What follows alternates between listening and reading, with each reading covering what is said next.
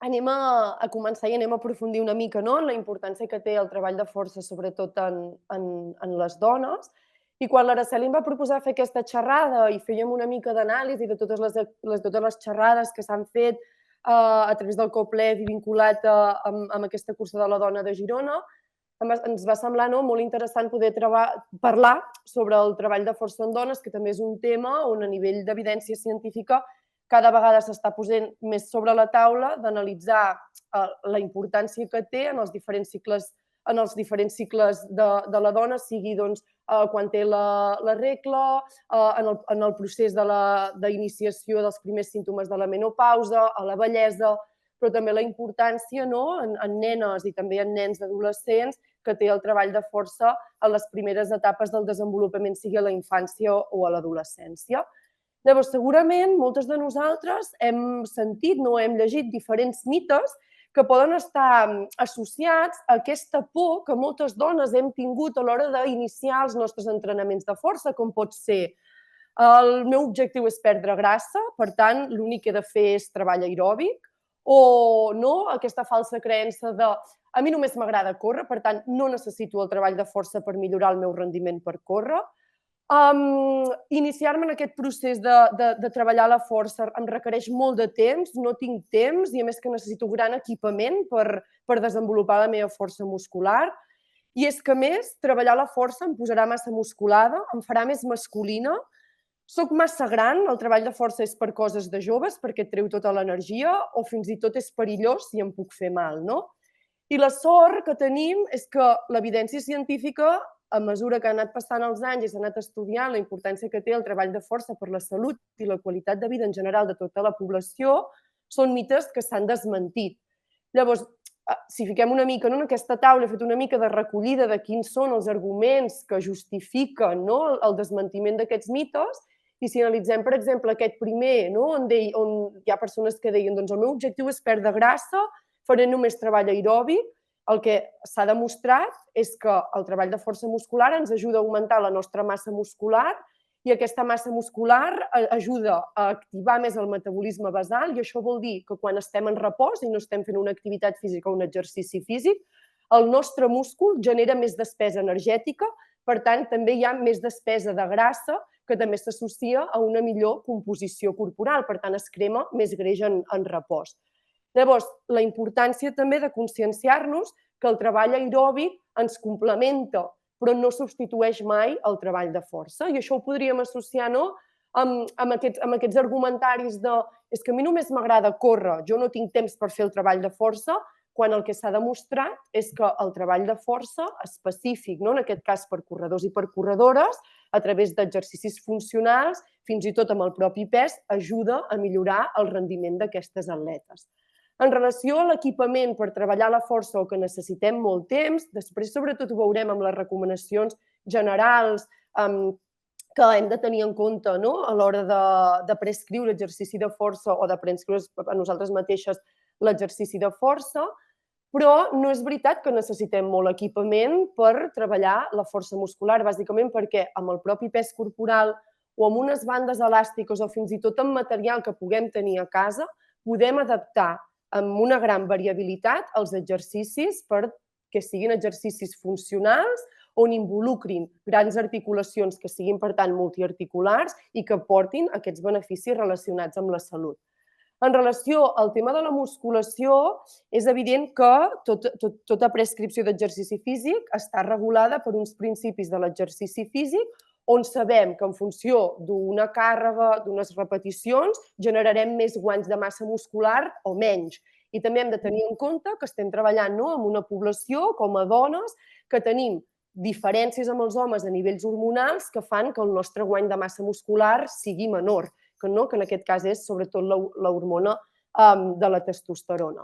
Que és per joves? Mentida també, perquè els beneficis s'han demostrat a totes les edats, des de les primeres etapes del desenvolupament amb infants i adolescents, on aquí també s'ha posat molt aquest debat de si és favorable o no el treball de força en infants i adolescents, i l'evidència científica ens reforça de la importància que ja en etapes primerenques els infants i els adolescents s'iniciïn en el treball de força per afavorir el seu desenvolupament motor i el seu desenvolupament cognitiu i també el seu desenvolupament social, així com les dones adultes, les embarassades, les dones que es troben en els primers símptomes de la menopausa o ja en edats més avançades postmenopàusiques i fins i tot a la vellesa. Bàsicament perquè la força ens protegeix i és garantia de salut i de qualitat de vida. I en relació a que si el treball de força és perillós o em puc fer mal, evidentment aquí també tenim uns principis d'individualització que el que fem és adaptem a cada nivell, on s'intentarà respectar totes les fases d'adaptació anatòmica, d'adquisició d'una bona tècnica per garantir que no lesionem aquesta persona, aquesta dona que es vol iniciar el treball de força, adaptant també les càrregues d'aquests exercicis que es proposin. Dit això i parlat d'aquests mites, podríem dir que els 3 pilars de la salut es fonamenten en el descans, l'OMS ens recomana dormir entre 7 i 8 hores al dia, l'alimentació, una alimentació variada, saludable, que ens aporti tots els aports energètics que necessitem per realitzar totes les tasques del nostre dia a dia. I el tercer pilar imprescindible és l'exercici físic relacionat amb aquests alts nivells de condició física que hem de tenir tota la població general per tenir uns bons nivells de salut. És per aquest motiu que si ens fem aquesta pregunta de per què és important el treball de força, la força no és només aixecar pes, la força s'ha relacionat amb una millora de la salut,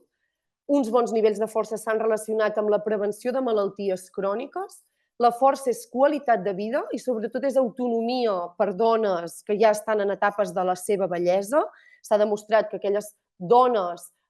d'edats més avançades que participen en programes sistemàtics de treball de força muscular tenen molta més autonomia i necessiten menys suports per desenvolupar les tasques del seu dia a dia, així com també la força és prevenció de lesions laborals, però també lesions esportives.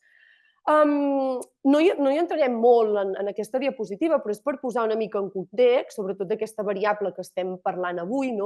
i plantejant una mica què és la força. Doncs la força la podríem descriure com una qualitat física bàsica, tal com ho és la resistència, tal com ho és la flexibilitat i tal com ho és la velocitat. Qualitats físiques bàsiques que estan relacionades amb la salut. I a més la força és la capacitat que tenen els nostres músculs o els nostres grups musculars, perquè a vegades els nostres músculs funcionen amb sinergies musculars, amb activació de diferents músculs que donen estabilitat a les diferents articulacions, amb l'objectiu, sobretot, de vèncer o resistir una càrrega que està sota unes condicions específiques. Després existeixen diferents tipus de força. Tenim una força màxima, que la força màxima la podríem descriure com la capacitat d'en una sola repetició moure la màxima càrrega possible, que això també és anomenat un RM. Això vol dir que faig només una repetició de l'exercici amb el màxim pes possible. Una segona tipologia de força tenim la força resistència, que la força resistència és definida com aquella que durant un temps llarg, un temps prolongat en el temps, puc mantenir aquest esforç. Llavors, gairebé m'ho poso en aquesta fatiga, m'apareix aquesta fatiga muscular. Llavors, és una força on treballo sobretot a baixa intensitat, amb càrregues baixes. Treballar a càrregues baixes vol dir que treballo amb poc pes, puc treballar només amb el meu pes corporal, per exemple, i de llarga durada vol dir que ho treballo llargament en el temps. I per últim tenim una tercera tipologia de força, que és aquesta força velocitat o explosiva, que és aquesta capacitat de superar càrregues a gran rapidesa i en un temps curt. Per tant, puc treballar en pes,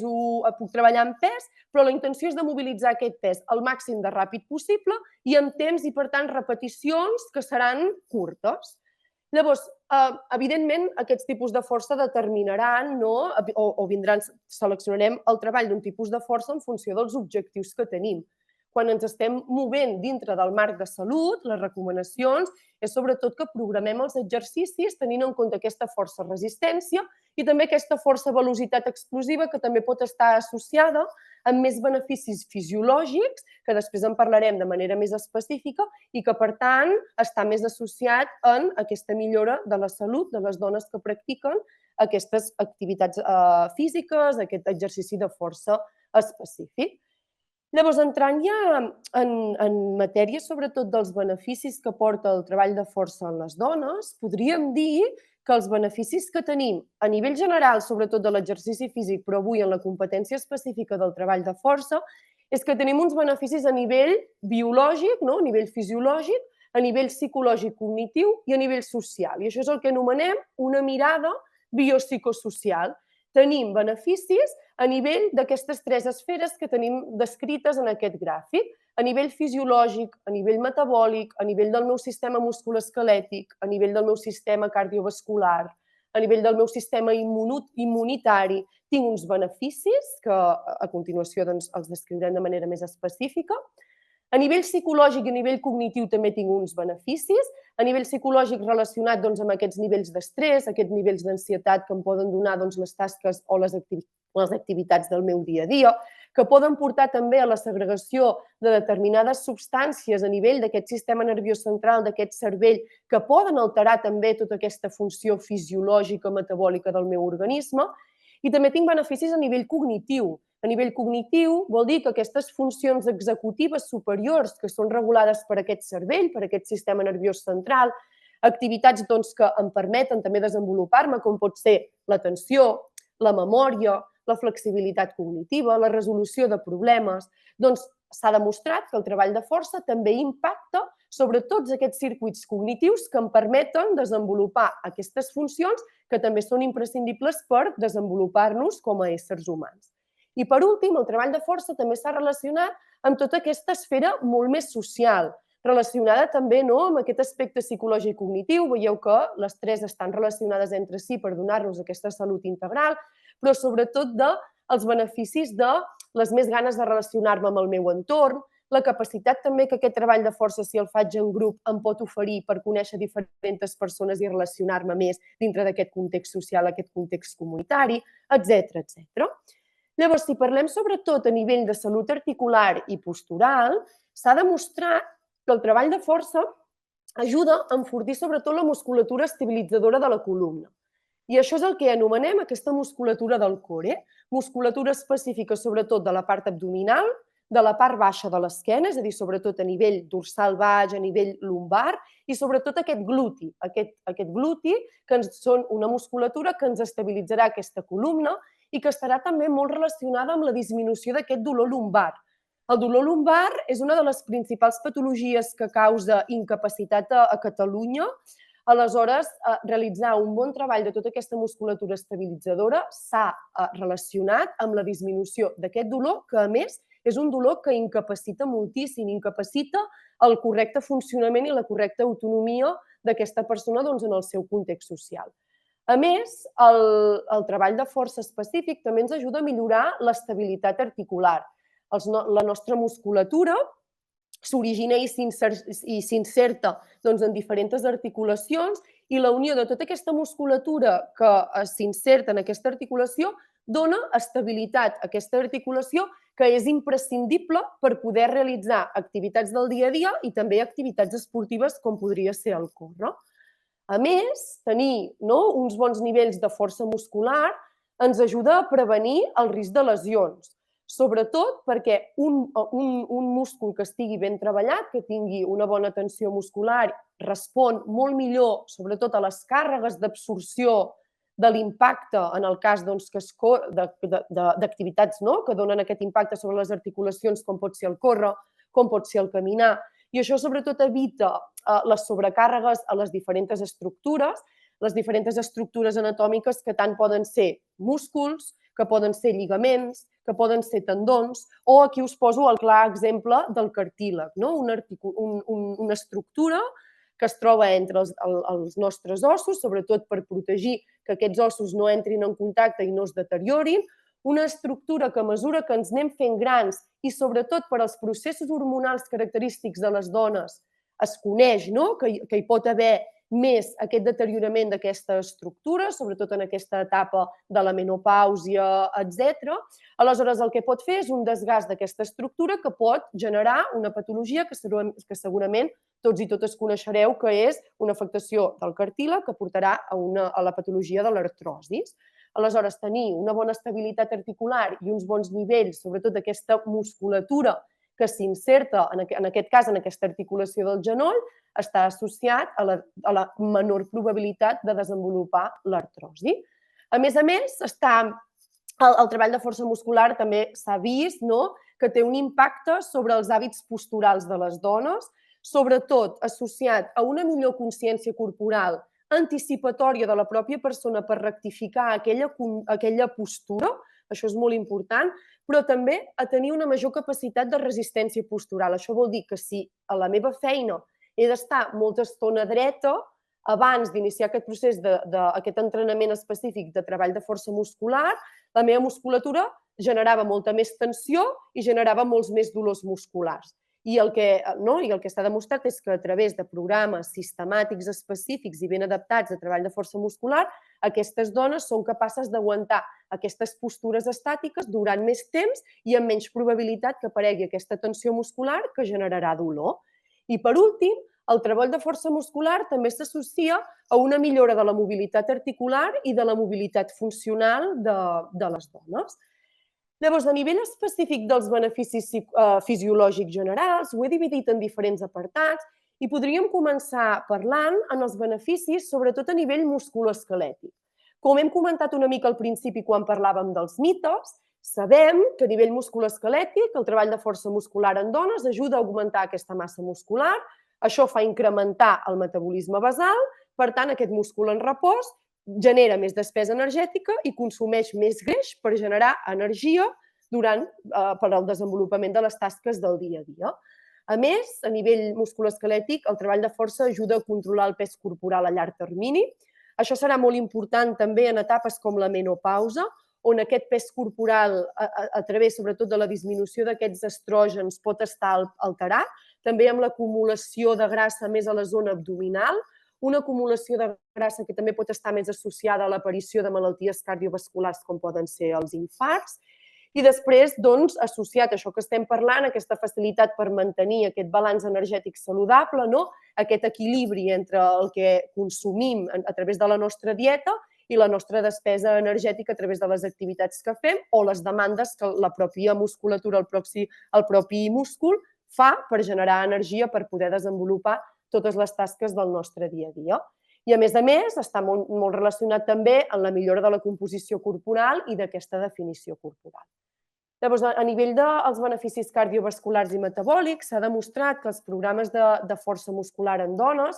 ajuden a disminuir la pressió arterial, és a dir, la pressió que aquesta sang fa sobre les artèries, que també està associat a malalties com, per exemple, la hipertensió arterial, i també la disminució del colesterol LDL, que aquest és el colesterol dolent. És el colesterol que ingerim a través de la dieta i és el colesterol que s'enganxa a les parets de les artèries i que, per tant, no permet un flux continuat d'aquest reg sanguini i que, per tant, també pot portar a la major predisposició a que aquesta persona pateixi un infart.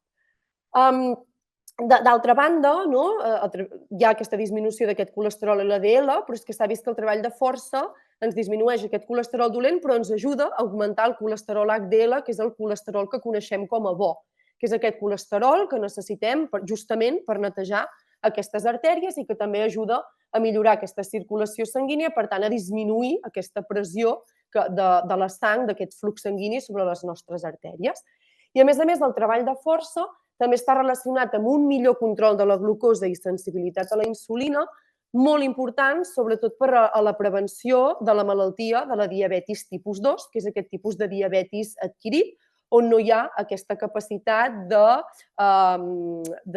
captar la insulina, i aquesta insulina es troba en sang, generant un conjunt de simptomatologia associada a aquesta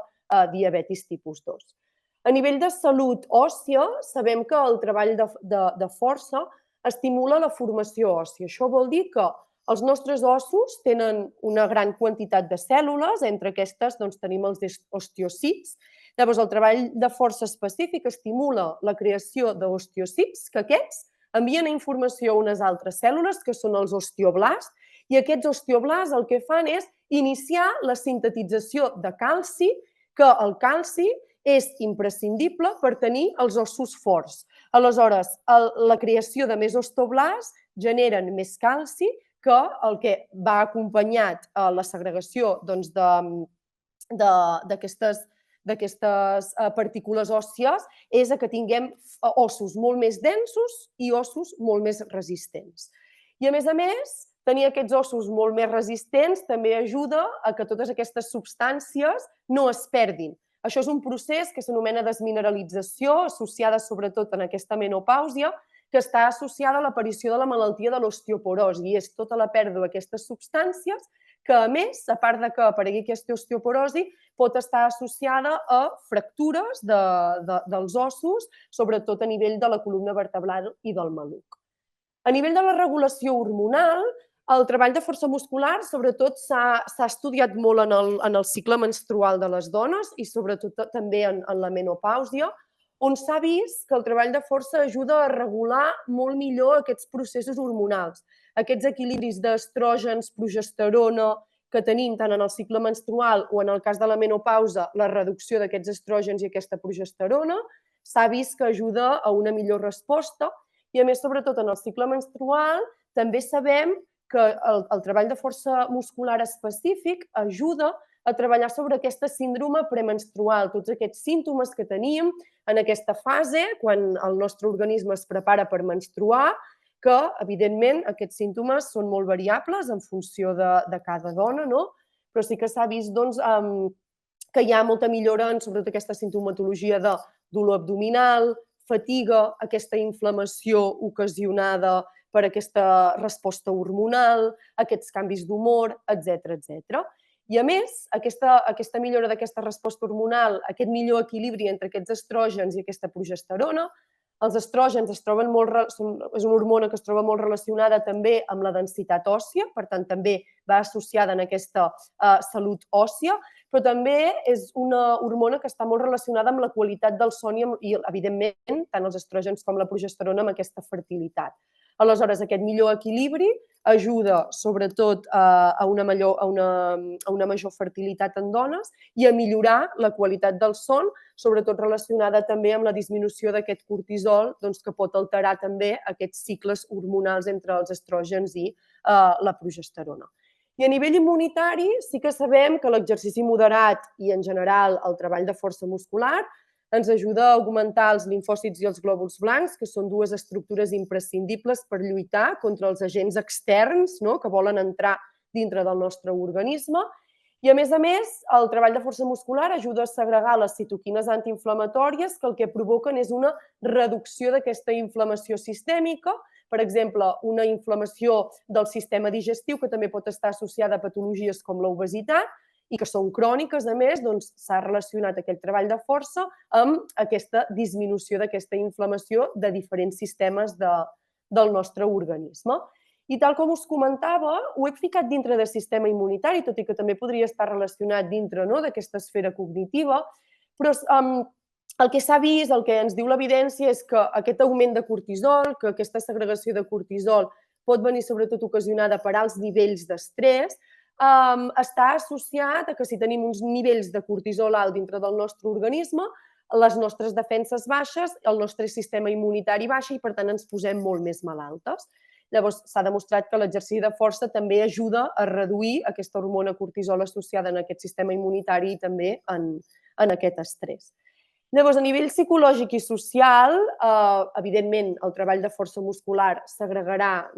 tot el que són les endorfines que ens ajudaran a treballar sobre aquest estrès i sobre aquesta ansietat. Ens ajudarà a millorar el nostre estat d'ànim amb la segregació de la serotonina i la dopamina. Tal com comentàvem, ens ajudarà a millorar la qualitat del nostre son, ens ajudarà a millorar aquesta funció executiva que parlàvem al principi, aquestes funcions bàsiques d'atenció, memòria, raonament, planificació, que són tan necessàries per desenvolupar totes les tasques del nostre dia a dia. ens protegirà contra aquest deteriorament cognitiu, un deteriorament cognitiu que també està relacionat amb l'edat. A mesura que ens anem fent grans, les nostres capacitats cognitives també van disminuint, però se sap que el treball de força, sobretot s'ha estudiat amb dones de la tercera edat que han participat en programes de força al llarg de la seva vida, comparat amb altres dones que no han participat en programes específics de força, com el seu deteriorament cognitiu és inferior comparat amb les dones que no han realitzat aquest treball específic. A més de l'augment de la confiança, de l'autoestima, de la seguretat en les activitats del nostre dia a dia, en la creació d'aquests vincles en entorns esportius, etc. Llavors, ara entrarem una mica més específic en els beneficis, sobretot de cicles vitals, com pot ser el cas de la menstruació, que ja hem comentat alguna cosa, però hi entrarem una mica de manera més específica. Aleshores, sobretot a nivell de la menstruació, com comentàvem, disminueix aquesta simptomatologia pròpia d'aquest síndrome premenstrual. L'alliberament d'endorfines també ajuda a millorar aquest humor. També ajuda a que hi hagi cicles molt més regulars, sobretot s'ha demostrat amb dones amb cicles irregulars com el treball de força ha ajudat a regular aquests cicles, amb més periodicitat de l'aparició de la menstruació, disminució d'aquestes migranyes que poden estar ocasionades per la regla, per la menstruació, disminució d'aquesta fatiga, a més de molta més energia, sobretot en l'etapa menstrual. Ui!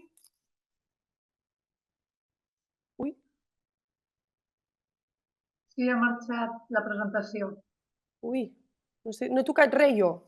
o m'ho ha semblat, perdoneu, Espera que la comparteixo de nou. Ostres. Aquí la comparteixo. Vale. Comparteix. I ara aquí. Vale. Encara no la veiem, Sí, un segundet, que crec que s'està obrint. No, tornem a veure... Sí, se m'està obrint en el meu ordinador un moment. No sé què ha passat, sincerament. Ai, ara... En directe. Ara ens fallarà el directe, exacte. I a més online, que canvia tot, no és com fer una classe. Ara s'està obrint, sí. Arxiu. I a més, quan vols anar ràpid, l'ordinador et diu no, jo ara no puc anar ràpid, jo ara vaig lent perquè deixar-te aquí... Vale, doncs recuperem la diapositiva que estàvem, que hi vaig volant. Ara se m'està ficant la doble pantalla del meu ordinador. Però sí que estàvem dintre d'aquesta fase menstrual, d'aquestes dones, parlant de la disminució, d'aquests síndromes... Mare de Déu.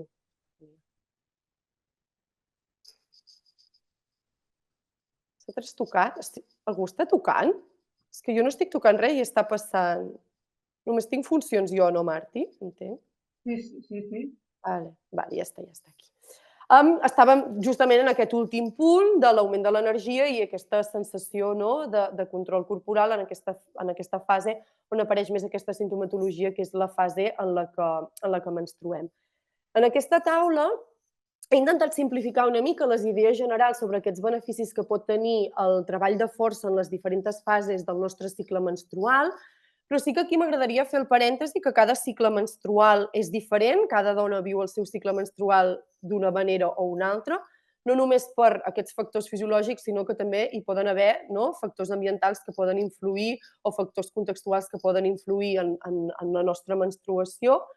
i que també cada dona viu aquests símptomes i la seva menstruació d'una manera, per tant, adapta el seu entrenament d'una manera o una altra. Però sí que l'evidència científica ens diu que tenim 4 fases. Una primera fase menstrual, que és on menstruem, que també és molt variable. Hi ha dones que menstruem 2-3 dies, hi ha dones que menstruen 7 i fins i tot hi ha dones que poden menstruar 7 dies. Llavors, és una fase on sobretot tenim els nivells molt baixos d'estrògens i progesterona. I, sobretot, el treball de força en aquesta fase ens ajuda, sobretot, a mantenir molt la nostra massa muscular i el metabolisme basal. A més, el treball de força ajuda a millorar el nostre estat d'ànim i ajuda, sobretot, a reduir aquests símptomes de dolor i fatiga. Llavors, les recomanacions d'entrenament dintre d'aquesta fase menstrual es troben sobretot associades a treballar a intensitats moderades, a prioritzar sobretot la tècnica i si som dones que tenim moltes molèsties en el moment en què menstruem, doncs sobretot realitzar exercicis de baix impacte. Llavors, la fase folicular, que estaria entre el 6è i el 14è dia, aquí sí que, a mesura que van avançant els dies, anem tenint un augment progressiu d'aquests estrògens i els beneficis, sobretot, d'aquesta força estan associats a una major tolerància i a la força muscular i, per tant, és una fase on tenim molta més força i molta més resistència, per tant, ens pot interessar molt treballar aquesta força màxima. A partir del 14è dia, aproximadament, entrem dintre la tercera fase, que és aquesta fase de l'ovulació, on aquí sí que tenim uns pics d'estrògens i un pic d'una altra hormona, que és la LH, que és una hormona anomenada luteinitzant, que és bàsicament la que ajudarà a la implementació d'aquest òvul, en el cas que sigui fecundat, per generar un embaràs. Llavors, sobretot, els beneficis de la força es troben associats en aquesta màxima força i potència muscular també, amb molta velocitat de reacció i molta coordinació. Llavors, aquí també ens interessarà treballar força màxima, però sí que tenim molts estudis que han relacionat moltes lesions lligamentoses, sobretot del lligament creuat anterior, que per també qüestions biomecàniques hi ha molta més predisposició que les dones ens lesionem aquest lligament del genoll. Per tant, no vol dir que no puguem treballar a altes intensitats, però sí que fer tot aquell treball preventiu per quan treballem en aquesta fase evitar tot el risc de poder-nos lesionar aquesta estructura lligamentosa. I, per últim, aquesta fase lútea, on aquests estrògens s'estabilitzen, es moderen i hi ha aquest augment d'aquesta progesterona que, sobretot, el treball aquí, sobretot els últims dies, ens començaran ja a aparèixer aquests símptomes premenstruals, preparar el nostre cos per menstruar. Llavors, el treball de força, sobretot, estarà associat en reduir aquests símptomes premenstruals i tornarem a treballar a intensitats moderades, força resistència, etc. M'ha semblat interessant i quan preparava aquesta presentació em venia molt al cap, perquè sobretot és un tema que tenim molt sobre la taula, que és tot el tema de l'endometriosi, i no hi vull entrar-hi molt, només volia comentar que actualment a nivell d'evidència científica hi ha molt poca evidència científica d'aquesta malaltia que pateixen tantes dones, amb sobretot aquests dolors i aquesta incapacitat per poder realitzar amb total normalitat aquestes tasques del dia a dia. Això és una revisió sistemàtica molt actual, on malauradament les conclusions no són molt clares. Hi ha molt pocs estudis dintre d'aquesta revisió sistemàtica, però perquè són molt pocs estudis els que s'han realitzat amb dones amb endometriosi, i les conclusions ens venen a dir que ens falta encara molta evidència dels beneficis que pot tenir el treball de força, sobretot per ajudar a millorar la qualitat de vida d'aquestes dones i ajudar a reduir tota aquesta simptomatologia característics d'aquesta malaltia que sobretot estan associats en el dolor. Per tant, sabem poc encara de l'endometriosi, són moltes dones encara les que no estan diagnosticades d'aquesta malaltia, l'evidència està avançant en aquest àmbit, sobretot a nivell mèdic, però a nivell de les ciències de l'esport també encara ens falta molt més aprofundir sobre els beneficis que pot tenir a nivell de la salut general d'aquestes dones que pateixen aquesta malaltia. Llavors, també m'ha semblat interessant parlar de l'embaràs, sobretot perquè l'embaràs és un procés que, en el cas que aparegui aquest desig de ser mare, moltes dones afronten, i també és un moment en què moltes dones deixen de practicar exercici físic i, sobretot, treball de força muscular per la por que aquest fetus li pugui passar alguna contraindicació, algun problema. Però l'evidència científica també ens demostra la importància de participar en programes sistemàtics d'exercici físic durant l'embaràs i, sobretot, el treball de força muscular. El treball de força muscular en embarassades ajuda a l'enfortiment de tota la musculatura del tronc i la pelvis. Les dones, sobretot per tots els canvis a nivell fisiològic, però també tots els canvis musculoesquelètics que experimentaran al llarg dels 9 mesos d'embaràs, són dones que també tindran molta tendència a presentar aquest dolor lumbar i l'enfortiment d'aquesta musculatura s'ha relacionat amb aquesta disminució d'aquest dolor. A més de tota la prevenció i reducció del dolor pèlvic, també, que pot estar associat a l'embaràs, bàsicament perquè tenim una pelvis que canviarà la seva configuració anatòmica preparant-se perquè aquest nadó pugui sortir per al canal del part. A més de tot el treball de força ajudarà a millorar aquesta mobilitat articular, per tant estarà preparant aquesta dona per afrontar-se a aquest part. augmentant l'energia, controlant el seu pes corporal i reduint també aquesta predisposició de les dones embarassades a desenvolupar la diabetis gestacional. I també estarà molt influenciat el treball de força durant l'embaràs a la recuperació després de l'embaràs, per tant, en aquest període de postpart, on s'ha demostrat que hi ha recuperacions de postpart molt més ràpides en dones embarassades que havien participat en el moment de l'embaràs en programes de força muscular comparat amb altres dones embarassades que no han participat en aquest exercici específic de força muscular. I en aquest cas sí que tenim més evidència científica, això també és una revisió sistemàtica, si no recordo malament, d'aquest any, de l'any 2025, fet per uns investigadors d'una universitat espanyola, on sí que es conclou que hi ha sobretot moltes millores del treball de força muscular en dones embarassades sobre variables de salut com pot ser aquesta força muscular, aquest guany de pes, aquest dolor lumbar, aquest dolor pèlvic, aquesta fatiga, aquesta ansietat, aquests nivells d'energia que poden estar disminuïts, aquesta qualitat del son que també pot estar alterada en aquest procés d'embaràs, etc. Llavors, durant el postpart també s'ha vist que el treball de força muscular específic ajuda sobretot a reduir el sòl pelvià, un grup de músculs que després d'un part estaran molt alterats i sobretot aquesta faixa abdominal que per al trencament de diferents estructures anatòmiques i musculars també estaran afectades. Llavors, el treball de força muscular i sobretot a través del treball específic d'hipopresius podem ajudar a recuperar tota aquesta faixa abdominal, tot aquest sòl pelvià que també està associat a prevenir complicacions postpart com pot ser la incontinència urinària o tot aquest dolor lumbar i aquest dolor pèlvic que encara pot persistir un cop la dona ja ha parit. A més de millorar la postura i intentar modificar totes les compensacions que aquesta dona hagi pogut adquirir a nivell del seu sistema musculoesquelètic mentre ha estat embarassada, a recuperar més ràpid el seu pes corporal i aquesta composició corporal, a millorar el descans, a millorar aquesta salut mental, a estabilitzar aquests nivells d'estrògens i progesterona, per tant, ajuda a aquesta regulació hormonal i, evidentment, és un procés que requereix molta supervisió i és un procés molt lent. Una dona està embarassada 9 mesos, però una dona per recuperar-se també necessita molt de temps. Llavors sí que la importància de que sigui un procés molt supervisat. I entrant ja en aquestes últimes fases, aquests beneficis que pot tenir el treball de força musculars en etapes de la menopausa, sí que sabem que les dones en general comencem els nostres nivells de força muscular i sobretot de densitat muscular comença a disminuir a partir dels 30 anys. Per això es recomana que abans dels 40 anys ens iniciem en processos de força muscular, que és una edat on poden començar a aparèixer aquesta simptomatologia característica de la menopausa. Llavors, la menopausa està caracteritzada per una pèrdua de massa òssia i una pèrdua de massa muscular, explicada sobretot a nivell fisiològic per la disminució dels estrògens i la disminució de la progesterona. Llavors, s'ha demostrat que en dones menopàusiques el treball de força ajuda sobretot aquesta disminució d'aquesta massa òssia, com hem comentat abans, estarà associada a la major predisposició que hi ha a que aparegui l'osteoporosi. L'osteoporosi també està associada a la major predisposició de fractures òssies, a més de disminuir aquesta concentració de greix abdominal, també característic d'aquesta etapa de la menopàusia, a millorar l'estat d'ànim,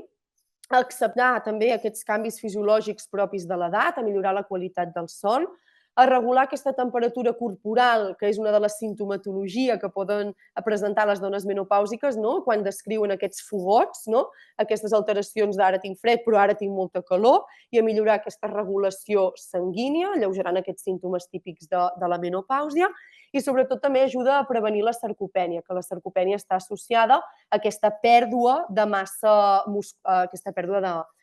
muscular. Llavors, a nivell d'evidència científica, per no entrar-hi molt, sí que les revisions sistemàtiques més actuals també recolzen tots els beneficis a nivell d'aquesta densitat mineral òssia, aquesta regulació hormonal, aquests nivells metabòlics, per tant, conclouen de la importància que les dones menopàusiques realitzin treball de força supervisat i, sobretot, continu.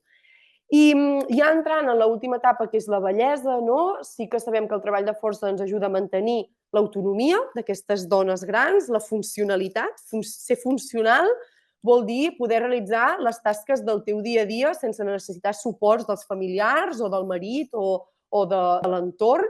A més de tot el tema relacionat amb la prevenció de caigudes i la prevenció de fractures, que poden ser molt pròpies d'aquesta etapa de la vida, i millorar aquesta mobilitat, aquest equilibri, que si millorem aquesta mobilitat i aquest equilibri també estarà relacionat amb la prevenció d'aquestes caigudes i que aquesta dona tingui molta més seguretat en aquestes tasques del dia a dia. Per tant, podríem dir que envellir fortes ens fa envellir amb molta més salut, però també amb molta més qualitat de vida i amb molta més autonomia.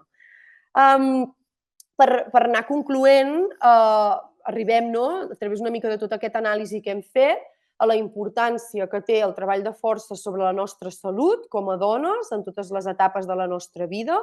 sobretot per als beneficis físics, mentals, fisiològics, més enllà de tota aquesta composició corporal, que també és un benefici, i tot aquest aspecte més estètic. Per tant, la conclusió amb la que marxem avui d'aquesta xerrada és que, sobretot, hem d'entrenar la força en totes les etapes de la nostra vida, des de la infància fins a la vellesa. I aquí he posat una mica de diapo per ficar una mica de perspectiva de gènere a la xerrada, perquè és veritat que tots els estudis que estem realitzant, sobretot estan fets amb dones, tenint una variable de sexe, però també com a professionals de l'activitat física i de l'esport o com a persones de la societat hem de ser conscients que no totes les dones tenim les mateixes experiències ni tenim les mateixes reaccions biològiques.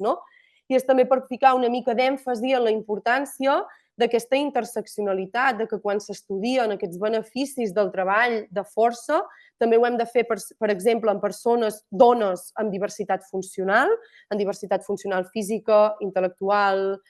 etc., on hi ha pocs estudis que només estiguin fets en dones amb diversitat funcional. La majoria dels estudis que estudien la variable de força en persones amb diversitat funcional són grups, tant d'homes com dones, on hi ha major prevalència en la participació d'exercici físic i treball de força muscular en homes. Per tant, tenim molts més estudis centrats en una gran quantitat de persones que formen part d'aquest estudi que són homes en comparació a les dones. I també, que també és un debat que està sobre la taula i que cada vegada també hi va havent més evidència científica, però que ens falta conèixer encara moltíssim dels beneficis que pot tenir el treball de força sobre les dones que han decidit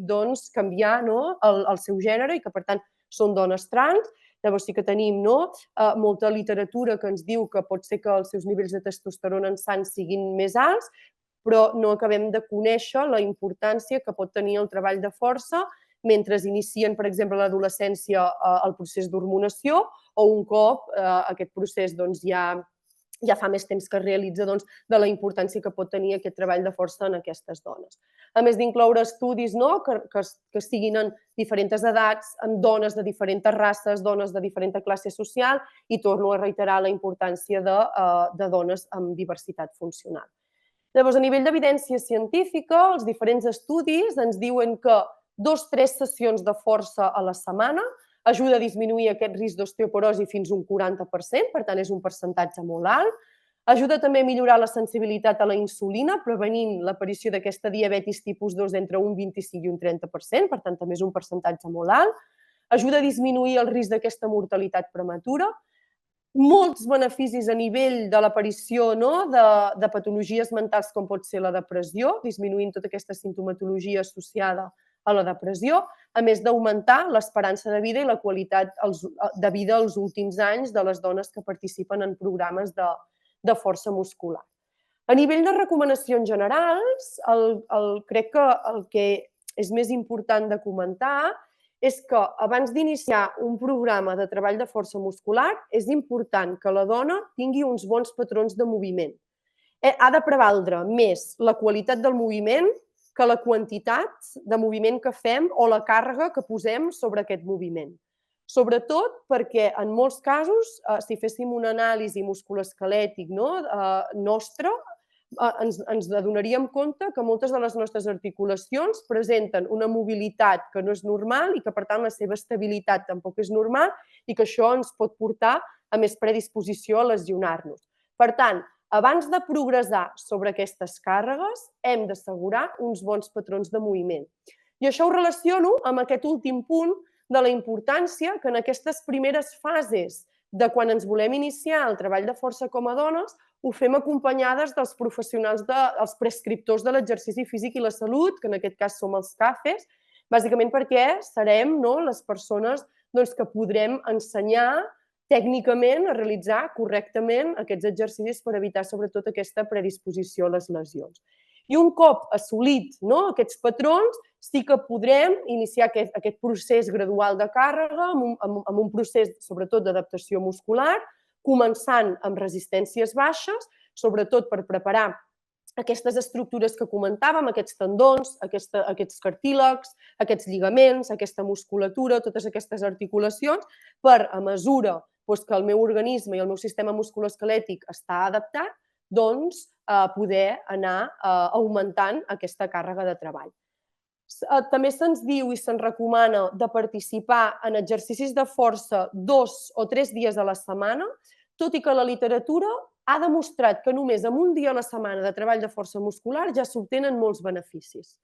Més o menys aquestes sessions, el temps de treball hauria d'estar entre uns 30 i uns 40 minuts, amb unes 8-12 repeticions de cada exercici que fem al llarg d'aquests 30-40 minuts. Promoure, sobretot, treballs d'exercici multiarticulars, això vol dir que involucrin grans grups musculars, que involucrin la participació de moltes articulacions. Ara després, a les següents diapos, que ja seran les últimes, tenim exemples de diferents exercicis que podríem incloure a la nostra rutina per estar saludables, per obtenir tots aquests beneficis que hem comentat a la xerrada d'avui. I després aquests exercicis, que poden ser exercicis que fem amb el nostre propi pes corporal, que per tant no necessitem cap factor extern per fer aquests exercicis. Podem fer exercicis amb pesos, que poden ser manuelles, que poden ser un parell d'ampolles d'aigua, el que tinguem a casa, bandes elàstiques, que també generen tensió, de diferents graduacions d'aquesta tensió, o en el cas de que participem o que realitzem els nostres entrenaments de força muscular en gimnasos, l'ús de màquines que també ens poden ajudar a millorar aquesta força muscular. I sobretot, també se'ns recomana que combinem aquest treball aeròbic, en el cas, sobretot, per l'impacte que aquest treball aeròbic també tindrà sobre la prevenció de malalties cardiovasculars i metabòliques, amb el treball de mobilitat articular, tot i que hem vist que el treball de força muscular també ens ajudarà a millorar aquesta mobilitat articular i tot el treball d'aquesta qualitat física bàsica també important per mantenir una bona salut musculoesquelètica, com és la flexibilitat.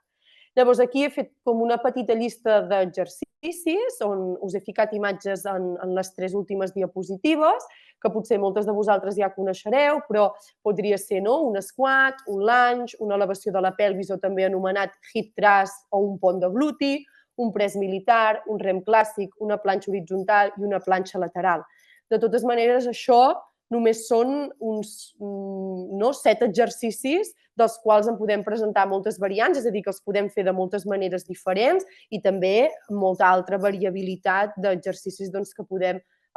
incorporar en les nostres rutines d'exercici físic i de treball de força muscular. Llavors, abans de fer una mica d'anàlisi d'aquest exercici, sí que volia dir que les imatges que estan a internet són imatges de dones molt normotípiques, llavors em disculpo per això, he intentat seleccionar les millors, que es vegi bé els moviments, però és la realitat. Llavors, sobretot a nivell d'esquat, aquest exercici on involucra aquesta articulació de la pelvis, aquesta articulació del genoll, aquesta articulació del turmell també, però sobretot per treballar la força d'aquesta extremitat inferior. Aquest exercici, el lunge, també per treballar la força d'aquesta extremitat inferior, on també hi ha la involucració d'aquest control postural, sobretot quan es fa el segon moviment de flexionar la cama amb aquesta estabilitat que m'ha de donar aquest core, aquest abdominal per mantenir recta aquesta columna, el treball de la musculatura també de la pelvis, del genoll, del turmell, etc. Aquest pont de gluti, aquesta elevació de pelvis, en aquesta posició estirats al terra amb les cames flexionades, elevar aquest gluti, mantenir aquesta posició uns 2-3 segons, mantenint una bona contracció d'aquest abdominal, una bona contracció d'aquest gluti, també la posició d'aquestes cames i la posició d'aquests talons m'ajudarà a activar més aquesta musculatura posterior de la cama, és a dir, aquests isquiotibials. Per tant, també un exercici específic per treballar la força muscular d'aquestes extremitats inferiors. Llavors, més específic per treballar aquest core, sobretot en planxes laterals, que això és un tipus de treball que s'anomena isomètric, això vol dir que hi ha una contracció constant combinat sobretot amb la respiració, amb agafar aire pel nas, deixar-lo anar per la boca i aquesta contracció constant d'aquesta musculatura estabilitzadora de tronc. Aquí, amb la implicació aquesta planxa frontal d'un múscul que s'anomena transvers de l'abdomen i aquesta planxa lateral amb l'activació d'aquests abdominals laterals, aquests oblics, on també, aquí us he ficat una imatge amb el genoll a terra, però que també una variant per augmentar aquesta dificultat podria ser desenganxar aquest genoll del terra per augmentar la dificultat d'aquest exercici. Sí que és veritat que a nivell de core jo soc molt prescriptora dels exercicis hipopressius. La veritat és que en dones, en qualsevol etapa de la seva vida, és a dir, sobretot siguin corredores, siguin dones embarassades perquè no es poden fer hipopressius, però sí que postpart o dones menopàusiques és un treball que supervisat per CAFEs especialitzats en hipopressius doncs és molt recomanable, sobretot per millorar tota l'activació i tota la consciència d'activació d'aquest sòl pelvià i d'aquesta faixa abdominal, és a dir, d'aquest transvers, sobretot de l'abdomen. I us he comentat també corredores, perquè justament una de les coses que s'està detectant molt en corredores amateurs són sintomatologia associada a aquest impacte que genera el córrer, com és la incontinència urinària. Llavors, la incontinència urinària, és a dir, que facis un esternut o la teva parella et faci riure molt i se t'escapi el pipí, això és incontinència urinària, pèrdua el control del meu esfínter urinari. Els hipopressius ajuda molt a millorar aquesta tonificació d'aquest sòl pelvià, per tant, a mantenir aquestes estructures dintre d'aquest sòl pelvià, evitant que aquest esfínter s'escapi, per tant, a tenir molt més control d'aquest esfínter urinari. El que passa que és veritat que no us he posat com imatges perquè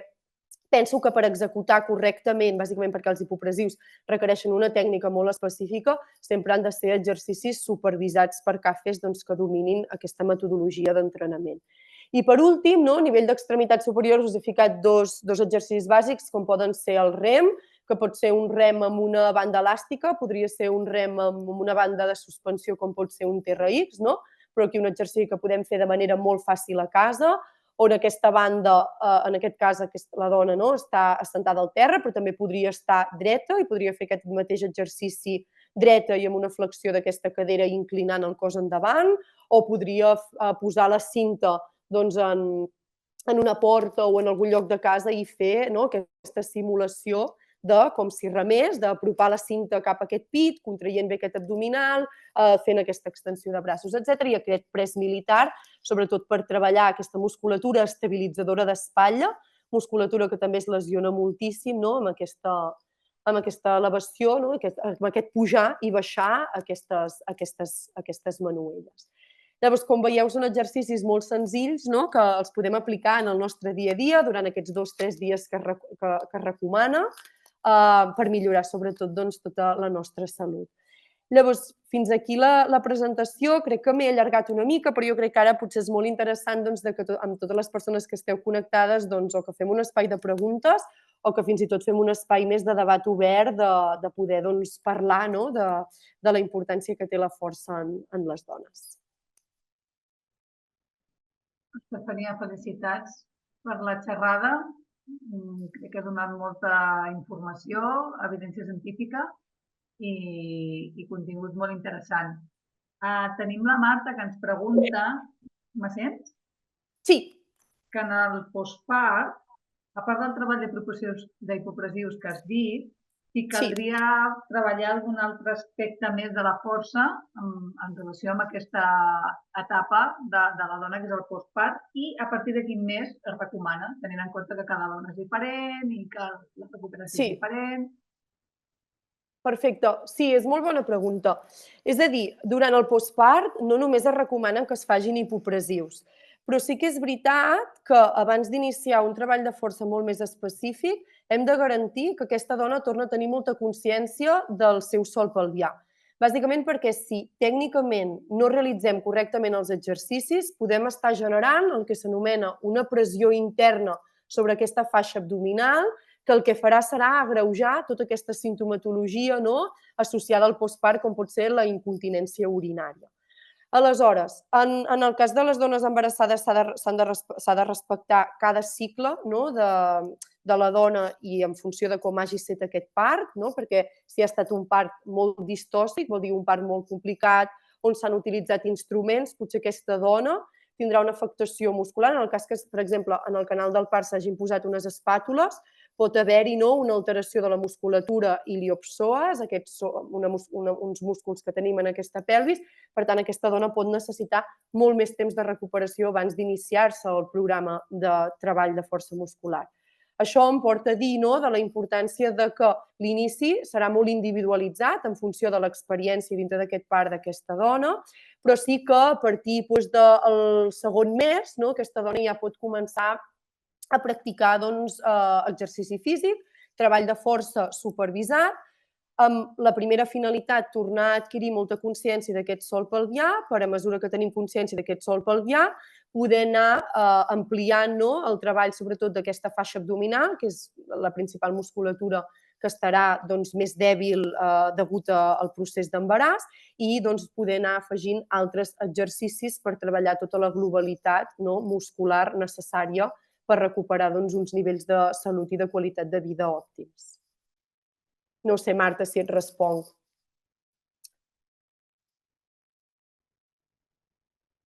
Crec que ha quedat molt clar, Estefania. Una pregunta que també has anat, crec que ja ho has explicat una mica a l'inici, però algunes persones que s'han connectat més tard, és per què el mite aquest de la força el tenien com a la societat està tan establert que la força, ara es comença a parlar més de que les dones i el jovent pot treballar la força, però per què creus que tenim aquest mite tan interioritzat de que no podem treballar la força o no ens toca, no que no puguem, perquè poder podem, però que com que no ens toca treballar la força? Sí, jo crec que per sort això és un mite que ja fa anys que l'estem deixant molt enrere, sobretot per aquest recolzament de l'evidència científica que tenim, on està demostrant que els beneficis són molt favorables per totes les etapes de qualsevol persona. Avui estem dintre del marc de la dona, però aquests beneficis també els traslladem a la infància, als nens i als homes també, Aleshores, és veritat, potser a nivell d'opinió personal, jo crec que hi havia tot aquest... Primer de tot que les dones ens hem introduït més tard tota la pràctica esportiva, que això, per sort, a nivell sociològic és una cosa que també està canviant moltíssim. Cada vegada són més les dones que participem en pràctiques esportives regulades, federatives i fins i tot en esports que fins ara han estat molt masculinitzats, com un pot ser el córrer. Cada vegada són més les dones que participem en curses de muntanya, cada vegada són més les dones que fem distàncies llargues, ultradistàncies, I amb el treball de força jo crec que ha passat una mica això, el tema d'associar aquest treball de força amb el guany de massa muscular i que quan una dona està musculada no és femenina, però que per sort això, sobretot les dones hem reivindicat que els nostres cossos són nostres i que si volem estar musculades ho estem, però que sobretot participem en aquests programes per als beneficis que tenen sobre el nostre sistema fisiològic, psicològic i social, I també en els darrers anys s'està fent ja més evidència científica en estudis exclusius per dones, perquè això també en el món de la ciència és com que s'han fet estudis i moltes vegades les dones quedaven fora d'aquests estudis perquè com que alteraven els estudis, doncs fora. Les dones no entraven en aquests estudis, agafaven només homes perquè, clar, les dones que si la menstruació en funció de l'edat, doncs hi havia aquestes alteracions en els estudis i ja directament ja no hi eren dintre d'aquests estudis. Entenc que ara cada vegada més es fan estudis específics per la dona en casos com la força o altres estudis. És així? Sí, és així. Cada vegada hi ha més estudis ara. Sí, falta molta feina en el sentit, sobretot, de posar molta més perspectiva de gènere, que la perspectiva de gènere justament és això, estudis centrats en dones, en les diferents fases de la vida, o fins i tot quan expliquem a nivell teòric tota l'anatomia, tota la fisiologia, no? També fer-ho molt més centrat en aquest cos de la dona, perquè sí que sabem que a nivell fisiològic un cos de la dona és diferent al cos d'un home, no? Però sempre ho expliquem des d'una anatomia bàsica de l'home. No? Llavors, és cert que ha millorat molt l'evidència científica i la perspectiva de gènere, però encara ens falta molta feina per fer. D'incloure molts més estudis específics en dones, per exemple, tot el tema de l'endometriosi, no? De fet, justament la Marató de TV3 s'ha reivindicat que molts anys ho fos, no? Sobre aquesta malaltia tan prevalent en dones, no? De la importància, sobretot, que tenen aquests equips de recerca en estudiar malalties específiques que patim les dones. Molt bé, doncs si no hi ha cap pregunta més, donem per finalitzar la xerrada. Gràcies a tots els que heu aguantat fins al final. Són 2:15 passats. Moltíssimes gràcies per escoltar. Gràcies, Estefania, per aquesta xerrada tan interessant que has fet i això, us emplacem a que mireu la resta de...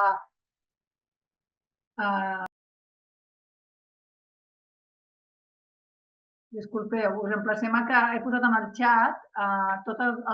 les xerrades que s'han fet en el marc de la cursa a la dona, per si les voleu recuperar, sobre nutrició, sobre trastorns de l'alimentació. Doncs teniu l'enllaç i si no us poseu en contacte amb nosaltres i us farem arribar. Moltíssimes gràcies i fins la propera. Bona nit i gràcies a tothom. Gràcies, Estefania. A vosaltres, gràcies. Fins aviat.